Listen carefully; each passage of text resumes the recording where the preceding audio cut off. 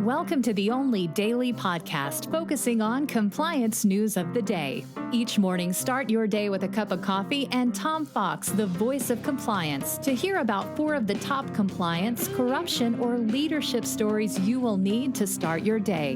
The Daily Compliance News is a production of the Compliance Podcast Network. February 25, 2020, the Cocker Spaniel edition.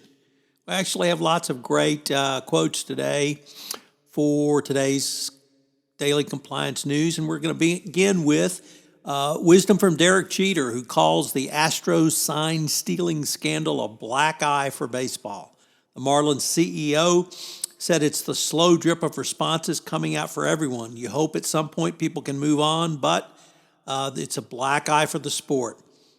When Derek Jeter speaks, lots of people listen because obviously has multiple World Series titles, and he was the captain, now is the general manager of Miami. So one more in the corner for why the Astros have really hurt Major League Baseball. Next up, the NRA loses a battle to stop its former ad agency from cooperating in a New York probe, or actually even honoring a subpoena. The NRA said its confidentiality agreement trumped a court subpoena, which of course everyone knows is absolute nonsense. Nevertheless, the NRA fought its former ad agency, Ackerman McQueen, from cooperating with the government based upon the subpoena. The Ackerman McQueen has worked for the NRA for decades and no doubt has lots of dirt on them, which the NRA did not want to come out, but it is, and the suit by the New York Attorney General's office investigating the NRA's compliance with rules governing nonprofits will continue.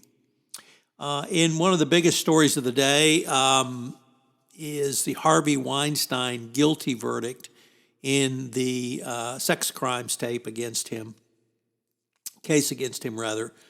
for all those people who were disgusted by Weinstein using a walker and not shaving to try to feign some sort of homeless look on his trial. You know how pathetic his defense was, except that his defense lawyers literally went after the witnesses with metaphorical knives as well as they could. Nevertheless, the jury saw through it all, and Weinstein was found guilty of 2 felony sex crimes in which 6 women testified against him. He was found guilty of rape and criminal sexual act. He was acquitted on 3 other counts, including the most serious charges against him. Nevertheless, he faces a possible sentence of between 5 and 29 years. At this point, it's unclear what the court will do with the sentencing. At Weinstein's age, this could be a life sentence in prison. Certainly, he's been the poster child for the Me Too movement in terms of taking down the highest profile people who engaged in sexual misconduct over the years. And so it's going to be interesting to see what happens at the sentencing.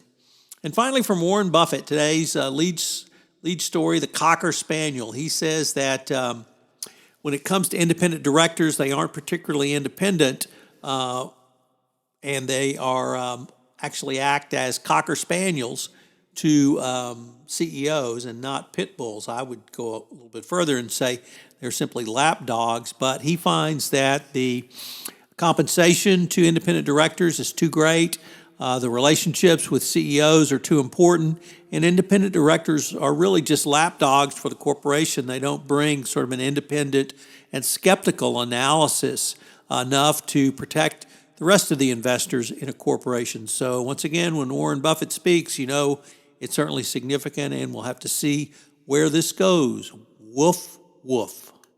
The Daily Compliance News is a production of the Compliance Podcast Network and a proud member of C-Suite Radio. Thanks so much for listening.